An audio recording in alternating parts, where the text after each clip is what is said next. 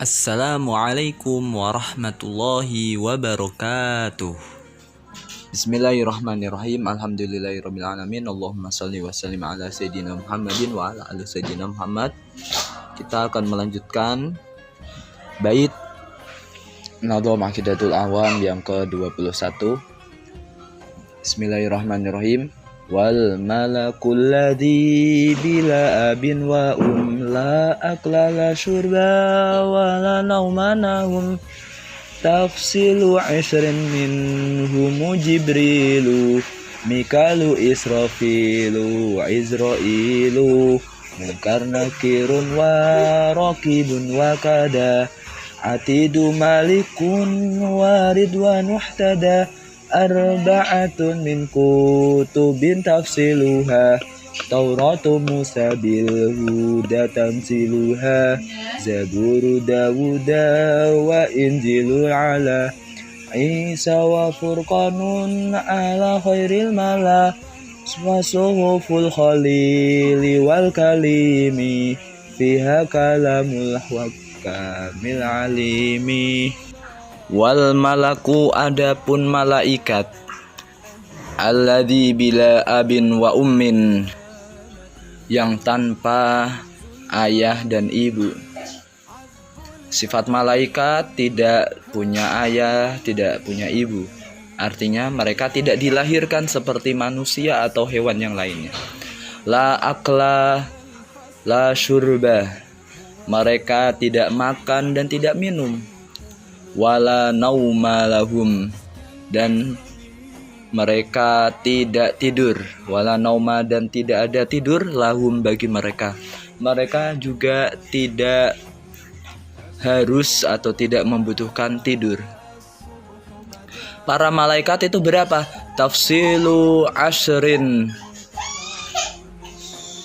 Rincian mereka ada 10. Minhum, di antara mereka Jibrilu, malaikat Jibril, yaitu malaikat yang ditugasi untuk membawa wahyu. Mikalu dan Mikail. Israfilu dan malaikat Israfil. Izrailu dan malaikat Izrail. Munkarun, malaikat Munkar. Nakirun dan malaikat Nakir, Munkar Nakir. Waraqibun dan malaikat Raqib. Wakada, begitu juga Atidu, malaikat Atid. Malikun, malaikat Malik. Waridwanun dan malaikat Ridwan.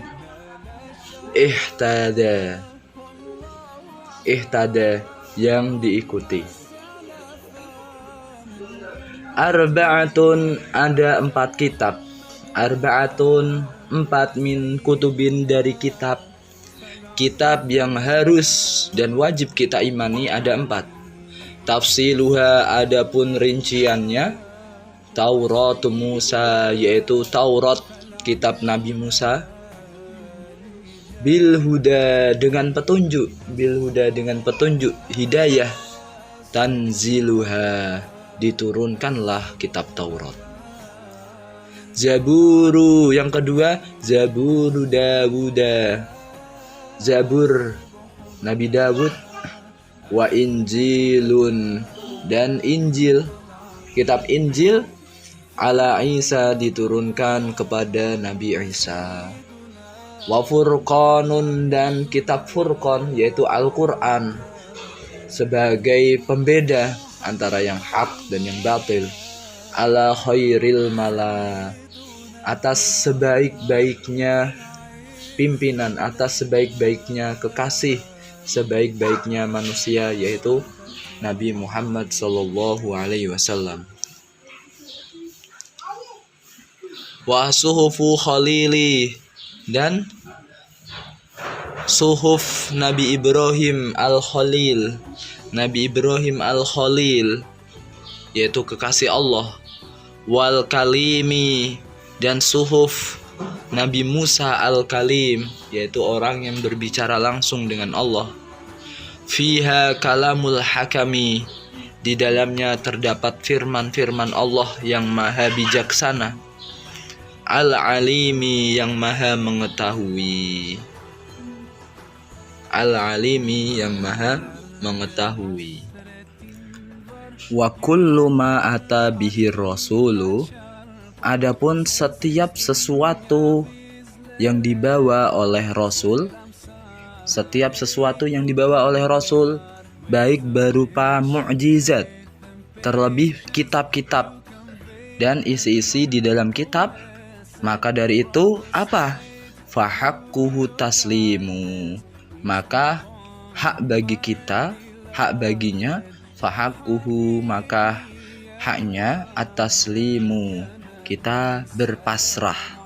Kita berpasrah dalam artian kita harus yakin, kita harus mengiktikatinya bahwasanya semuanya itu benar, semuanya itu ada dan wajib bagi kita untuk meyakininya. Wal qabulu, dan menerimanya. Wal qabulu, dan menerimanya. Berarti setiap yang datang dari Rasul, maka haknya adalah kita taslim, kita memasrahkan kepada Allah Subhanahu wa taala dan kita menerimanya. Seperti itu. Akidah berikutnya yang harus kita yakini dan wajib setiap orang muslim meyakininya, yaitu kita yakin kepada para malaikat. Yang mana tadi sudah disebutkan malaikat ada 10. Yang pertama adalah Jibril. Malaikat Jibril adalah pemimpin daripada malaikat. Dia ditugaskan oleh Allah Subhanahu wa taala membawa wahyu. Yang kedua Mikail, yaitu tugasnya memberikan rizki atau membagikan rizki. Israfil, malaikat Israfil adalah ditugaskan sebagai peniup sangkakala. Tatkala kelak hari kiamat, malaikat Israfil akan meniupkan sangkakala. Kemudian selanjutnya ada Israil. Malaikat Israil ditugaskan Allah Subhanahu wa taala untuk mencabut nyawa manusia. Kemudian Munkar, Nakir, ini 2 malaikat yang selalu bersamaan ditugaskan untuk memberi pertanyaan kepada ahli kubur.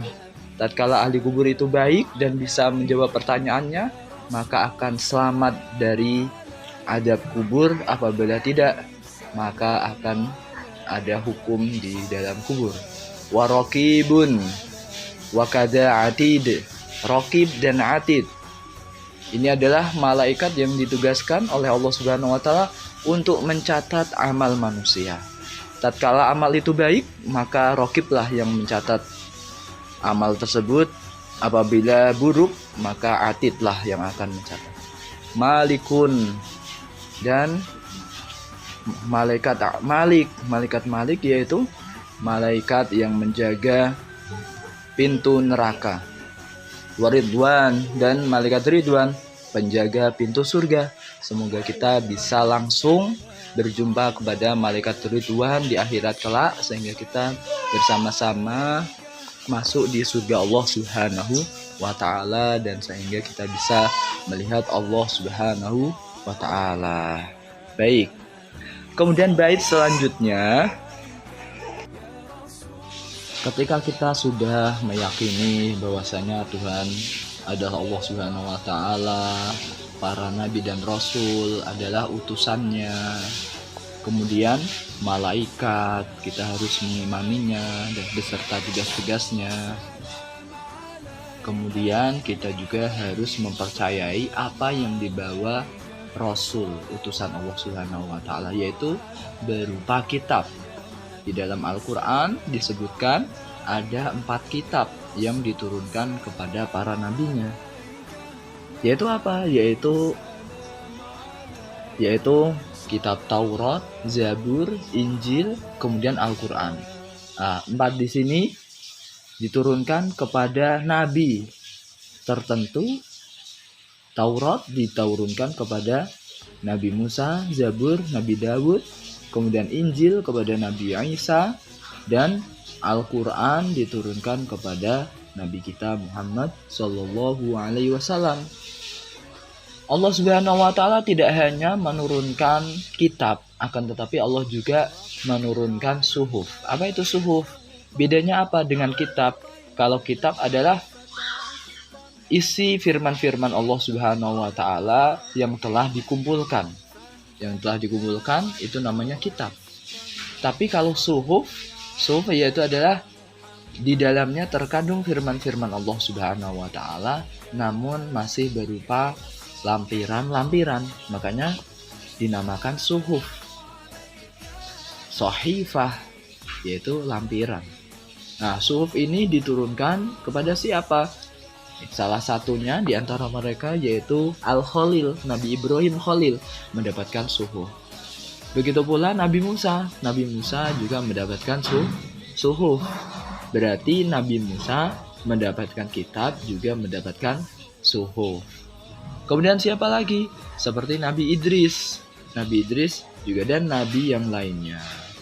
Yang mana isinya adalah sebuah firman Allah Subhanahu wa ta'ala. Nah, maka dari itu inilah sesuatu yang dibawa oleh nabi, oleh para rasul, yang mana kita harus meyakini apa yang ada di dalamnya, baik tentang hukum, tentang cerita, tentang nama-nama yang telah disebutkan di dalamnya.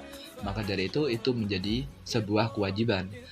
Nah, kenapa kita mempercayai semisal Rasul hanya 25, kemudian malaikat jumlahnya 10, kitab hanya 4? Apakah di luar sana tidak ada yang lainnya? Ada.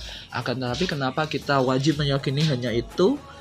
Sebabnya yang disebutkan di dalam Al-Quran cuma itu. Maka dari itu sumber daripada kewajiban atau keyakinan yang harus kita yakini ini semuanya berdasarkan dari Al-Quran. Tatkala Al-Quran cuma menyebutkan itu, udah kita yang wajib hanya meyakini yang telah disebutkan di dalam Al-Quran atau di dalam sunnah Nabi Muhammad SAW.